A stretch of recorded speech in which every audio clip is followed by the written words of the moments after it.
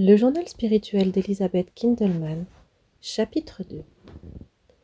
L'amour débordant de mon cœur ne reçoit pas de réponse de la part des âmes. Le 30 juillet 1962. Jésus. Je ne fais que me plaindre, ma petite Carmélite. Comme cela fait mal à mon sacré cœur de voir tant d'âmes indifférentes. Maintenant que s'approche de nouveau le premier vendredi du mois, je pense à cela avec une grande tristesse. L'amour débordant de mon cœur ne reçoit pas de réponse de la part des âmes. Aime-moi plus encore, ma petite. Serre-moi plus étroitement sur ton cœur. Offre-moi ton âme immolée et ne serre que moi dans une profonde soumission. Fais-le pour les âmes qui ne le font pas, bien qu'elles soient aussi consacrées à moi. J'ai dû interrompre la rédaction parce qu'il a de nouveau infusé dans mon cœur la douleur de son cœur. Oh, cette douleur de son cœur, comme elle fend l'âme! Arrêtant d'écrire, je me prosternai, l'adorai, et à voix basse je dis à son cœur: je veux t'aimer comme ne t'a jamais aimé aucun pécheur converti. Il arrive souvent qu'il m'inonde tellement de la douleur de son cœur que je dois cesser d'écrire. Jésus. Tu sais, je suis là à me plaindre devant toi parce que tu m'as donné refuge dans ton cœur. Je sais que tu ressens avec moi ce qui me fait souffrir. Souffre avec moi, ma petite. Le même jour, la très sainte Vierge aussi me dit d'une voix suppliante: Vierge Marie. Ma petite Carmélite, intensifie ton désir que ma flamme d'amour soit mise en œuvre, et fais de plus grands sacrifices encore. C'est par ces paroles mêmes qu'elle s'adressa à moi. Elle les répéta également à la fête de sa visitation. Vierge Marie. Offre-moi de plus grands sacrifices encore. Ne demande pas comment, improvise. À cette demande de sa part, durant 9 jours, je n'ai mangé que du pain et de l'eau et un peu de fruits. Quand elle me l'a demandé pour la seconde fois, je me suis même privée de boire de l'eau pendant plusieurs jours. Cela a été très difficile à cause des terribles chaleurs. Mais mon cœur ressent tellement les ardents désirs de la Sainte Vierge que cela me donne une force extraordinaire au moment de jeûner. Je m'adressai ainsi à la Sainte Vierge. Ô ma Mère du ciel, je désire tellement que ta flamme d'amour brûle tout de suite, que tout retard me cause une très grande tristesse et une très grande affliction. Aplanis, ô ma Mère, le chemin de ceux qui sont appelés à promouvoir ta cause. Dans la nuit solitaire, je cherche des cœurs. Le 1er août 1962. J'ai été malade. Durant des jours, je ne pouvais pas veiller parce que j'étais très faible. La grande chaleur qu'il faisait cet été y contribua aussi. C'est à peine si j'avais la force de marcher. Quand je me suis sentie un peu plus forte, je me proposai fermement de recommencer à veiller. Dans la soirée, je demandai avec ferveur au Seigneur: donne-moi la force, mon Jésus adoré. À 3 heures du matin, le Seigneur me réveilla par sa présence et ses paroles. Jésus. Dans la nuit solitaire, je cherche des cœurs. Immédiatement après, il me laissa seule. Après qu'il se fut éloigné, je me suis demandé à quelle intention j'allais offrir cette adoration nocturne. Je voyais avec une clarté grandissante que je devais l'offrir afin que s'allume la flamme d'amour de la Sainte Vierge. Au moment de prendre cette décision, la présence du malin me remplit d'angoisse. Ma Mère du ciel, maintenant c'est aussi pour cela que je veille de toutes mes forces, et avec toute l'ardeur de mon cœur. Mais moi, je ne suis rien. Que puis-je faire, moi? Tandis que j'étais immergée dans la flamme d'amour de la très sainte Vierge, je me suis rendu compte avec surprise que l'angoisse que je ressentais à cause de la présence du malin avait disparu. Celui-ci était parti, presque imperceptiblement. J'avais l'impression qu'un aveugle s'éloignait de moi à tâtons. Cette sensation me surprit beaucoup. Après, mon âme se sentait toute légère, comme jamais de ma vie je ne l'avais sentie. Quand cela est arrivé, j'ai eu la sensation que mon corps s'était éloigné, laissant mon âme seule, et moi, comme pur esprit, j'étais resté agenouillé, totalement anéanti. Je sentais comme si mon âme était couverte de chiffons grossièrement cousus, comme ceux que portent les mendiants. Une sensation très déprimante s'est emparée de moi. Je couvre les âmes de mon manteau maternel. Tu vois, mon Jésus, comment je suis.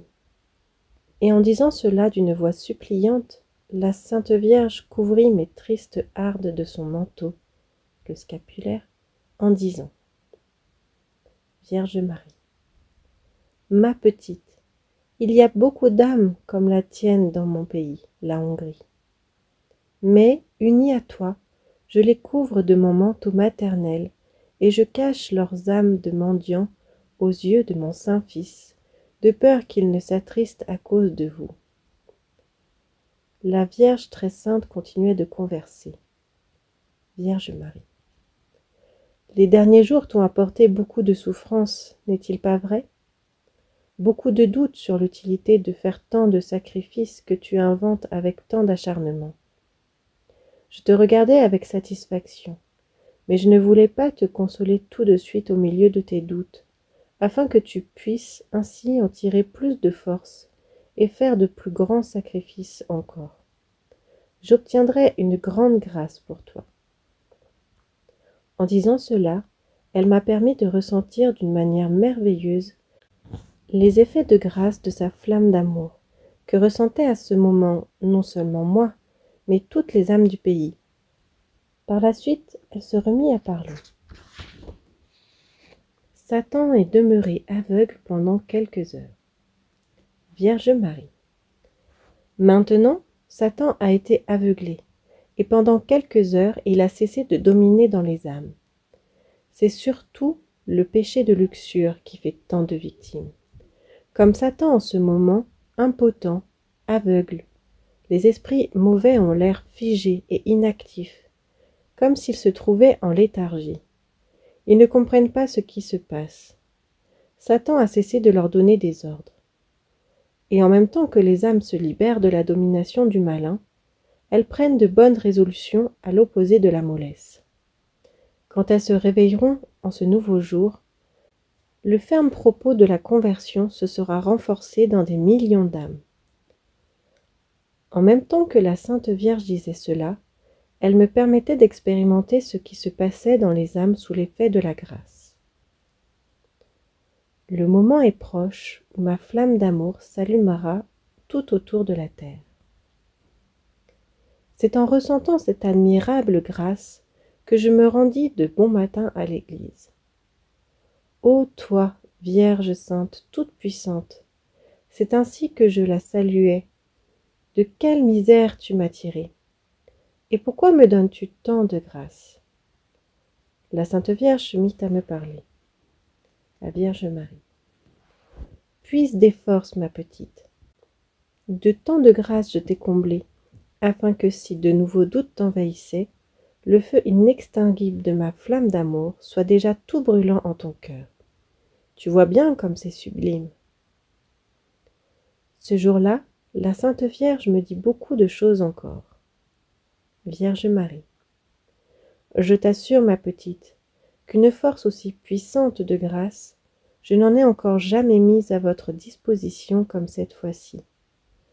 La flamme ardente de l'amour de mon cœur. Depuis que le Verbe de Dieu s'est fait chair, je n'ai pas entrepris un mouvement plus grand que celui de la flamme d'amour de mon cœur qui bondit vers vous. Jamais encore Satan n'a été aveuglé à ce point. Et il n'en tient qu'à vous de ne pas la rejeter, car cela entraînerait en soi un désastre. Tu me confies à moi, ô ma mère du ciel, à la plus malheureuse du monde, cette cause grandiose. Moi, âme de mendiante couverte de guenilles, je ne compte pour rien, pas même humainement, bien moins devant toi encore, Vierge Marie. Ma flamme d'amour va s'allumer d'abord au Carmel, ma petite. Car y a-t-il un endroit où je suis davantage vénérée que parmi eux? Ou, tout au moins, ce sont eux les plus appelés à cela, ainsi que les filles de l'Esprit Saint, qui doivent collaborer à la diffusion de la flamme d'amour avec mes dévots. Dépêche-toi, ma petite. Le moment où ma flamme d'amour s'allumera est déjà proche, et à ce moment-là, Satan sera aveuglé. Et je veux vous faire ressentir cela pour augmenter votre confiance. Cela va vous donner une grande force. Tous ceux à qui cette force parviendra la ressentiront, car elle va s'allumer non seulement dans les nations qui m'ont été consacrées, mais tout autour de la terre, et elle s'étendra dans le monde entier, même dans les endroits les plus inaccessibles, car pour Satan, il n'y a pas de lieu inaccessible. Puisez-y force et confiance. J'appuierai votre travail par des miracles jamais vus auparavant, et que la réparation à mon Saint-Fils va accomplir imperceptiblement, doucement et silencieusement. Fête de la flamme d'amour le 2 février. La Vierge Marie. Je prie le Saint-Père de fixer pour vous la fête de la flamme d'amour au 2 février, fête de la Chandeleur. Je ne veux pas une fête spéciale. Tu ne t'occupes que de tes affaires. Pourquoi ne me les apportes-tu pas? Il est arrivé une fois que, à cause de mes nombreuses occupations, du matin jusqu'à bien tard dans l'après-midi, je n'avais pas pensé au Seigneur Jésus. Depuis que je me trouve dans cet état si particulier de grâce, c'est la première fois que cela se produisait. Quand je me suis retrouvée seule, il m'a dit « Jésus, tu vois comment tu es. Encore une fois, tu ne t'occupes que de tes affaires. Pourquoi ne me les apportes-tu pas? Tu agis comme si, seul, tu pouvais faire quelque chose. Apprends donc, enfin, qu'en gagnant ma confiance, tu peux tout obtenir pour les autres aussi. Recueille les difficultés de tes proches, les problèmes de ta famille, et je te réglerai tout. Aie confiance en ma puissance. Si tu ne me confies pas tes affaires, comment veux-tu que je les règle? Je demande ta confiance inconditionnelle. Jésus accorde ses grâces à qui a recours à la flamme d'amour. Le 3 août 1962. Durant la matinée, il y eut de nouveau des discussions de famille au sujet des affaires de la maison. Cela m'a tellement abattue. De midi jusqu'à 3 heures, à la demande du Seigneur Jésus, j'ai dû aller adorer et faire réparation. C'est à peine si j'ai pu me mettre en route, tellement j'avais l'esprit égaré. La discorde familiale qui recommençait a tellement troublé mon âme. J'ai passé la première heure de prière à tenter de mettre de l'ordre dans mes pensées. C'est à peine si j'ai réussi à me calmer. Mon état de dissipation m'a laissé abattue au point que j'étais incapable de faire même une prière vocale. J'ai pensé aux âmes sacerdotales les plus oubliées du purgatoire, et c'est à cette intention que je voulais offrir le chemin de croix aussi. À cause de ma grande fatigue, j'ai voulu l'interrompre plusieurs fois. Mais le Rédempteur me dit tristement « Jésus, moi non plus, je n'ai pas abandonné ni interrompu la voie douloureuse. Viens, avançons ensemble tous les deux. Ce sera plus facile ainsi pour toi et pour moi. La peine partagée est une demi-peine. Tu sais avec quelle difficulté je me traînais moi aussi. Ce n'est pas sans raison qu'ils obligèrent Simon de Cyrène à m'aider. Maintenant, aide-moi toi aussi. » Tandis que je commençais à m'immerger en lui, il me dit, « Jésus, je sens de la pitié pour toi, ma petite. Je vois tes grands efforts, mais ne crois pas qu'ils soient vains. Je bénis abondamment ta famille. Je la libère du malin, car c'est lui qui perturbe la paix de ta famille. Aie confiance en moi. » Ô Seigneur, elle est si grande la discorde familiale, qu'ici seul un miracle peut aider. Jésus, crois-tu peut-être que je ne peux pas faire de miracle? Mais moi, mon Seigneur, je n'en suis pas digne. Jésus, cependant, je vais faire un miracle, et je bénis cette affaire qui te paraît impossible à régler, de sorte que tout s'aplanira. Entre-temps, je suppliais la Sainte Vierge. Intercède auprès de ton Fils très saint en notre faveur. Au moment où je terminais mon chemin de croix, le Sauveur me promit par 4 fois, « Jésus, j'aplanirai toutes les difficultés, ma petite. Notre mère bien-aimée a de nouveau fait appel à sa flamme d'amour. Je ne peux rien lui refuser. Elle m'a demandé de ne rien refuser non plus à celle à qui elle a confié sa flamme d'amour. Mais je distribue mes grâces à quiconque désire que ce soit elle qui me les demande. » Je ne peux décrire quelle grande grâce, quelle force et quelle confiance il m'a donnée par ces paroles. Augmente tes désirs du salut des âmes. Le 6 août 1962. Du matin jusqu'au moment de la communion, ou peut-être bien un peu avant, le Seigneur inonda de nouveau mon cœur de ses plaintes. Jésus. Aucune âme que j'ai confiée aux soins de mes prêtres ne devrait se damner. Ce mot, damnation, cause une terrible douleur à mon cœur. Je souffrirais de nouveau la mort de la croix pour chaque âme, même s'il me fallait souffrir 1000 fois plus. Car pour les damnés, il n'y a plus d'espoir. Empêche cela. Par tes désirs ardents, sauve les âmes. Tu sais, comme il y a 3 formes de baptême, le baptême d'eau, de sang et de désir. Il en est de même pour le salut des âmes. De mon Sacré-Cœur aussi jaillir du sang et de l'eau sur vous, et le plus puissant désir avec lequel je l'ai fait pour vous. Sais-tu ce qu'est le désir? C'est un instrument merveilleux et délicat, à la portée même de l'homme le plus incapable, qui peut l'utiliser comme un instrument miraculeux pour sauver les âmes. L'important est qu'il unisse son désir à mon précieux sang, qui émane de mon côté. Augmente tes désirs de toutes tes forces, ma petite, car cela sauve beaucoup d'âmes.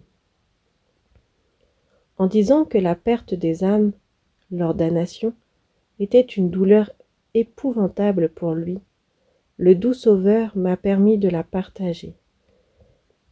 Et j'ai senti en mon cœur une douleur si aiguë qu'elle m'ébranlait presque. Je ferai tous les efforts possibles, mon Seigneur Jésus, pour que les âmes qui me sont confiées ne se damnent pas. Le journal spirituel d'Elisabeth Kindelman, chapitre 2. Efforcez-vous d'éteindre l'incendie de Satan. Le 7 août 1962. Je me lamentais. Mon Jésus, je suis si abandonné. Jésus. Et moi, que dirais-je alors? Existerait-il quelqu'un de plus abandonné que moi, de plus méprisé, qui aurait été oublié plus que moi? Si vous saviez quel ardent désir j'éprouve pour vous. Dans ma solitude continuelle, je vous appelle avec beaucoup d'amour et de patience. Et vous me traitez comme si j'étais une personne dénuée de sentiments. Mais si vous vous approchiez avec confiance, vous sentiriez cet amour que mon Sacré-Cœur a pour vous. Si un incendie se produit dans un endroit quelconque, vous arrivez en courant de tous les côtés pour réussir à limiter les dégâts le plus possible.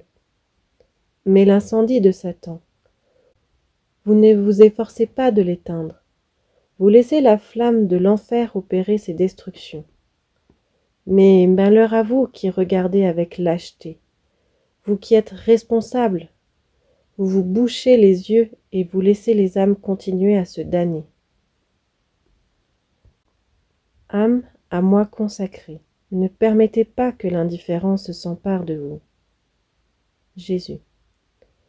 Vous, les âmes choisies, vous avez pu me connaître, et vous savez que ma patience et ma bonté n'ont pas de limite. Mais vous connaissez aussi ma sévérité qui s'exercera sur vous. Éloignez-vous de moi, allez au feu éternel. Vos mains ne rassemblent pas avec moi, elles ne font que disperser. Ô vous, âme qui m'êtes consacrée, vous êtes vraiment malheureuse. Entrez en vous-même, convertissez-vous donc à moi. Il est encore temps. Ne permettez pas que l'indifférence s'empare de vous. Elle est à la racine de tout mal qui s'introduit en votre cœur. Vous au moins, débarrassez-vous au plus vite de ce péché effrayant qui pousse au désespoir et dont vous ne voulez pas être informé. Satan dresse des barricades en votre âme pour ne pas laisser passer la lumière divine. Sans la clarté vivifiante de cette lumière, vous souffrez et vous vous torturez sous le poids obscur de l'indifférence. Venez à moi, vous qui êtes accablés sous le poids de l'indifférence, et moi je la déchargerai de vos épaules et vous soulagerai. Seule la réception de mon corps peut vous aider à sortir de cette obscurité que le malin a si soigneusement accumulée en vous. Si seulement vous vous abandonniez à moi. Ne vous rendez-vous pas compte que je chemine derrière vous? Les nombreux conseils seraient-ils vains? Comprenez que toutes ces choses désordonnées ont leur origine en Satan. C'est son œuvre, et elle dure tant que je le lui permets. Je saisis vos mains. Ne vous arrachez pas à mes bras qui vous serrent contre moi. Convertissez-vous à moi, et sacrifiez-vous sur l'autel sacré du recueillement et du martyre intérieur. Vous voulez constater que telle est ma volonté. Satan ne peut empêcher ce martyre intérieur. Cette lutte au fond des âmes produit des fruits abondants, comme un martyre enduré pour moi. Priez et demeurez éveillés. Réunissez-vous 2 ou 3, et de cette manière entreprenez la lutte contre le prince des ténèbres, contre sa force dévastatrice. Ne restez pas oisifs, vous agissez comme si vous n'aviez pas au ciel un Père qui prend soin de vous. Embrasez la terre par vos ardents désirs, brûlez le péché par vos sacrifices qui brûlent du pur amour. Ne croyez pas que cela soit impossible. Ayez simplement confiance en moi. Cette foi et cette confiance vont donner à des millions d'âmes la force de persévérer. Toi non plus, ne sois pas de peu de foi, ma fille. Unis-toi aux âmes qui me sont consacrées. Je t'ai appelé toi aussi, et ce que tu fais, ne le décide pas sur le coup d'une disposition momentanée, mais que ce soit une acceptation ferme et persévérante des sacrifices, car cela produit des fruits abondants dans les âmes. Le désir est un instrument merveilleux qui unit le ciel et la terre. 8 août 1962. En revenant de nuit de l'adoration du Très-Saint-Sacrement, nous conversions tout en cheminant, ou, pour mieux dire, c'était lui qui me parlait. Moi, je l'écoutais tout étonné. Elle me rappelle mes années de jeune mariée, cette invocation que nous ajoutions à la prière du soir récitée en famille. Ô mon doux Jésus, fais que les pécheurs et les païens aussi te connaissent, se convertissent et t'aiment profondément. Jésus. Par tes aspirations d'alors, ma petite, combien d'âmes tu as désirées pour moi? Et sais-tu que je les ai écoutées? Et ces âmes arrivèrent à me connaître grâce à tes désirs. Nombre d'entre elles se sont converties et nombre d'entre elles m'aiment profondément. Sais-tu pourquoi je mentionne cela encore une fois? Parce que je vois tes doutes qui t'inquiètent continuellement. À quoi servent tes désirs? À beaucoup de choses. Seulement intensifie-les, ainsi que tes mortifications. De nouveau, ma petite Carménite, je dois te citer un exemple tiré de ta propre vie. Il n'y a pas si longtemps, tu désirais, une fois tes enfants élevés, que je te donne le temps de te préparer à bien mourir. Tu vois, j'ai réalisé aussi ce désir de ta part. Alors grave bien en ton cœur que le désir est un instrument merveilleux qui unit le ciel à la terre. J'ai désiré réaliser mon œuvre rédemptrice depuis le premier moment de mon existence humaine. Un désir incessant du salut des âmes remplissait mon cœur. Que ce désir des âmes brûle aussi en vous. Ne soyez pas de peu de foi. Tu sais ce que je t'ai déjà dit. Si tu as besoin d'un puissant appui, dis « Mon Père, j'ai besoin de ton puissant appui paternel. » Il étendra ainsi son puissant bras paternel. Allez, saisis-le bien, et non seulement toi, mais toutes ces âmes que je t'ai confiées. Augmente en toi le désir de ma flamme d'amour. Ce même jour, la Sainte Vierge me dit aussi, « Vierge Marie, je te demande moi aussi, ma petite Carmélite, d'accroître sans cesse en toi le désir de ma flamme d'amour. Tu sais quelle grande peine j'ai à cause de mon pays. Les familles, oui, les familles hongroises sont déchirées et vivent comme si leur âme n'était pas immortelle. Par ma flamme d'amour, je veux raviver une fois de plus l'amour dans les foyers. Je veux réunir les familles dispersées. Soyez le plus nombreux possible, car de cette façon, beaucoup d'âmes s'uniront à ma flamme d'amour. Aidez-moi, puisqu'il n'en tient qu'à vous que cette flamme s'allume enfin. Que les familles hongroises prient d'un cœur fervent, afin que nous puissions ainsi retenir dans un effort commun la main de mon divin Fils. Que la venue du royaume de Dieu soit le but de votre vie. Un jour du mois d'août, le Seigneur Jésus me dit, « Jésus, tu sais, n'est-ce pas, que je t'ai invité à mon campement particulier de combat? Ne vous laissez pas séduire par les conforts passagers du monde, mais que la venue de mon royaume soit plutôt le but de votre vie sur la terre. Mes paroles que voici parviendront à une multitude d'âmes qui me sont consacrées. Ayez confiance. Ma grâce sera avec vous, et je vous aiderai d'une façon presque miraculeuse. » À ce moment, les paroles du Seigneur résonnaient dans mon cœur avec dureté. Je fus très surprise, parce que je n'avais entendu de lui que des paroles suaves. Jésus, ne te surprends pas, ma petite, si je t'ai fait entendre ma voix sévère au fond de ton cœur. Je fais cela aussi avec amour. Ne recherchez pas vos aises et ne soyez pas lâches.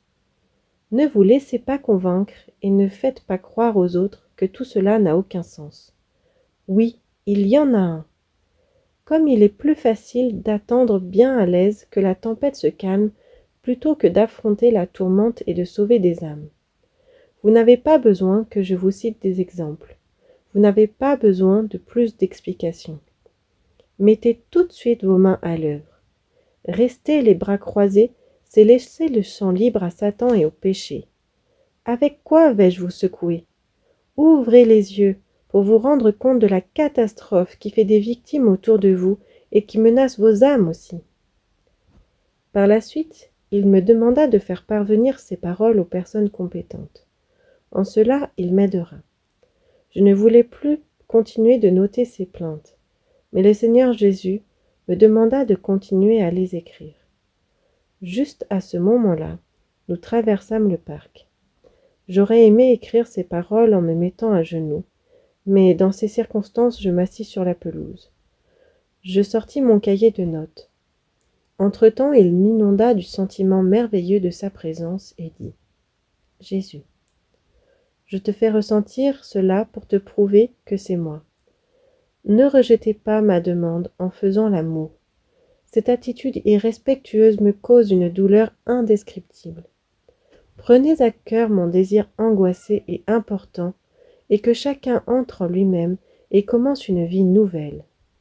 Puisez en moi la force nécessaire. Je sais que c'est pas nouveau pour vous, étant donné que vous en avez parlé assez. Ce qui me chagrine surtout, c'est que vous en parlez seulement et vous ne vous efforcez pas d'établir le royaume de Dieu parmi vous. Vous savez mieux que personne quelle violence on doit s'imposer afin que mon royaume arrive jusqu'à soi. Ne vivez pas d'une façon hypocrite. Vous offrez le saint sacrifice devant les fidèles, mais cela reste un peu superficiel pour vous. Combien d'entre vous le célèbrent ainsi ?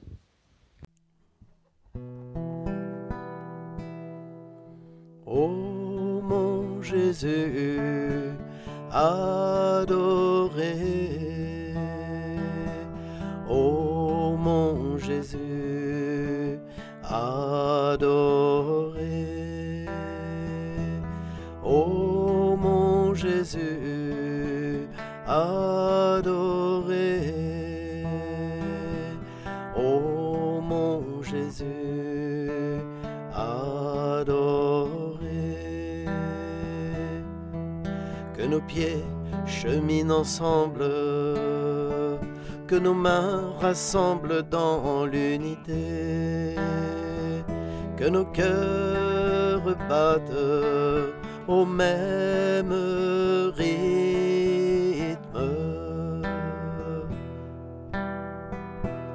Ô mon Jésus adoré, ô mon Jésus adoré, ô mon Jésus adoré, ô mon Jésus adoré. Que nos cœurs soient en harmonie, que nos pensées soient à l'unisson, que nos oreilles écoutent ensemble le silence.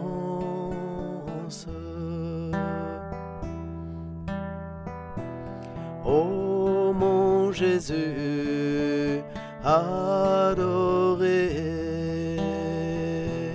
ô mon Jésus adoré, ô mon Jésus adoré, ô mon Jésus adoré. Que nos regards se fondent l'un dans l'autre et que nos lèvres supplient ensemble le Père éternel pour obtenir miséricorde. Ainsi soit-il. Ô mon Jésus adoré, ô mon Jésus adoré, ô mon Jésus adoré, ô mon Jésus